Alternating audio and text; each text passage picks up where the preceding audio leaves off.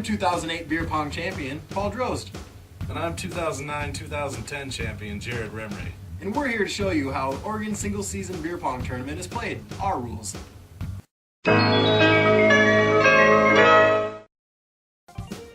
First of all, when a game starts, if you have a particular side of the table you'd like to play on, it is settled with Rochambeau, also known as rock, paper, scissors.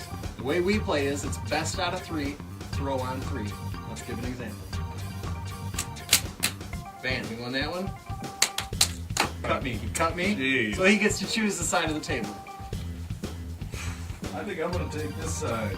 Right, and I'm over here.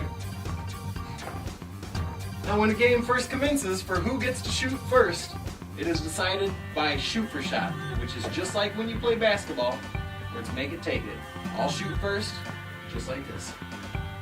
Now since I made it, Jarod is forced to make this shot to make it be my shot again. If he misses, I will have first shot of the game.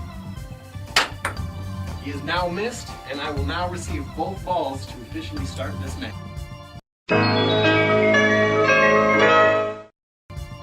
lot of people play bullshit like elbows and leaning. In the Oregon Beer Pong season, that is not a factor.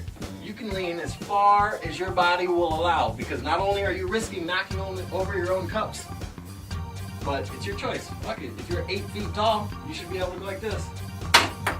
A stillman.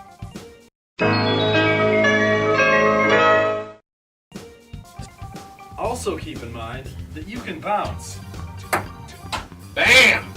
And it's only worth 1 cup. None of that faggot SWAT shit and none of that faggot 2-cup shit.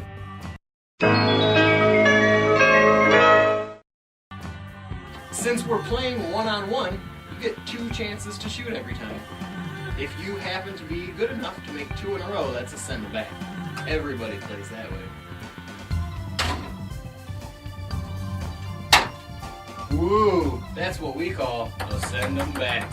2 balls made in a row, balls back to you.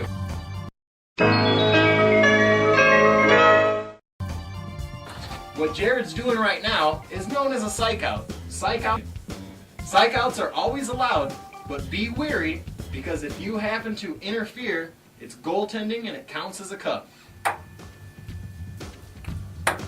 That was a goaltend because it went. Okay. He'd be like, I don't give a shit. We would shoot a normal shot and he'd grab it and just throw it back to you. He'd be like, reshoot. You can't do that. It has to be fucking punishable. It counts as a cup. Interference in a game will usually be determined by anybody who's watching. And we usually like to play gentleman's rules where if you're playing with us, you should be fucking honest about goaltending, shots, and all that.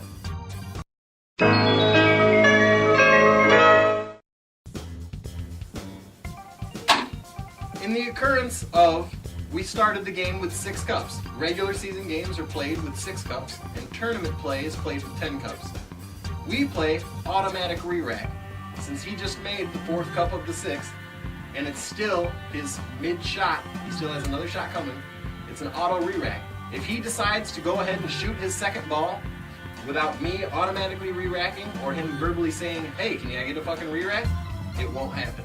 Most of the time, we will do an automatic re-rack for you. And it goes in the diamond style. 1 in the front, 2 in the back.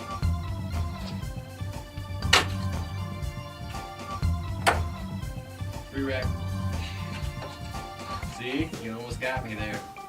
Man, I tried.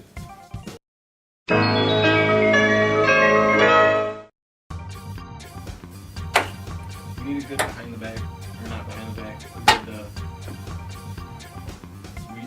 A good knowledge of we don't play that way.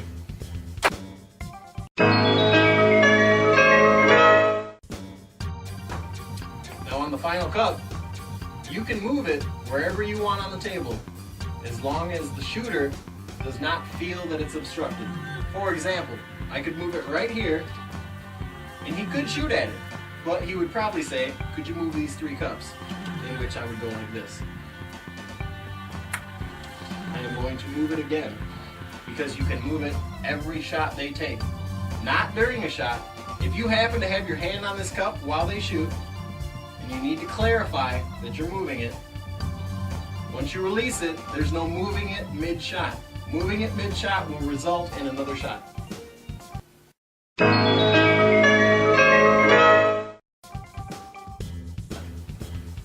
lot of questions come into play. Jarod has now reached his final cup of shooting.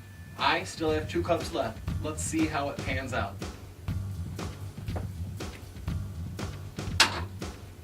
He has made his second shot, which means I have 2 tries to make 1 shot. If I fail to do so, it'll be game over. I have now made my first of 2 shots, which means now this ball will count as my shot if I make it.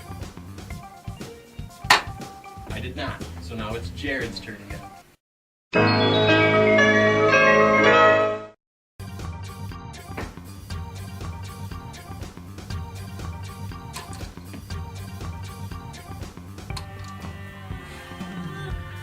Well, Paul just made the final 2 cups consecutively. What does that mean? It Means I have the option or not to take my second shot at the last cup. In this scenario, I will not do it, only allowing Jarod 1 save shot at this final cup. Bitch. Fucking whore.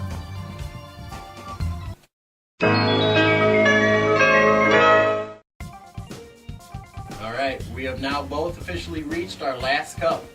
Most games with a seasoned veteran will always end up being 1 cup, 1 cup. I have now made my first shot. Now I have the option to either shoot my second shot or give up my second shot for a chance for him to only have 1 to save, which I am going to do. By rolling the ball back, if he makes the save shot, the balls will then become his. He has made it. And now it is his shot. It's his turn again, but he only gets the 1 ball.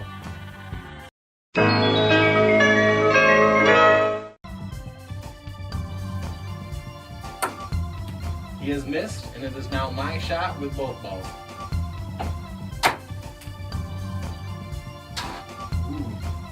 Again, he has made his second shot of both, which means I get 2 tries to make 1. Yikes. Call the police. I just got robbed.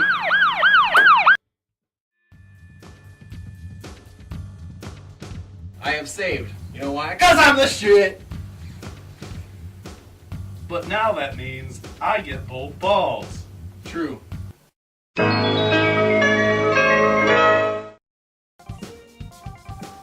Now let's say, for example, that Paul shoots at the last cup and makes it.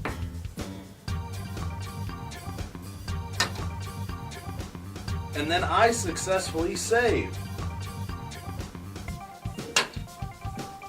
Now I have 1 shot left in my turn. And what happens if I make it?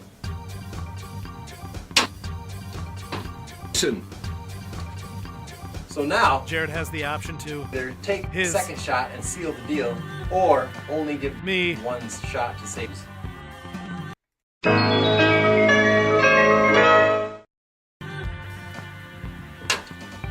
Now let's say that I want to seal the deal.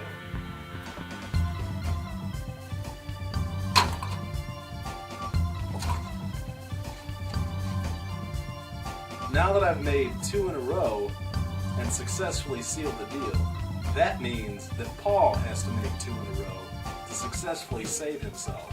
The game isn't over yet, folks. Paul has to make both of his shots to save himself. And if he does, that means that it's my turn to shoot again.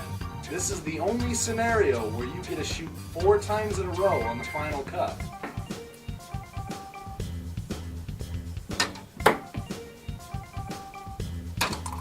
Yeah.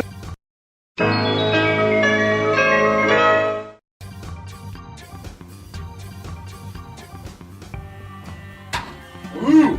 Again, Jarod keeps making the second shot of his finals, allowing me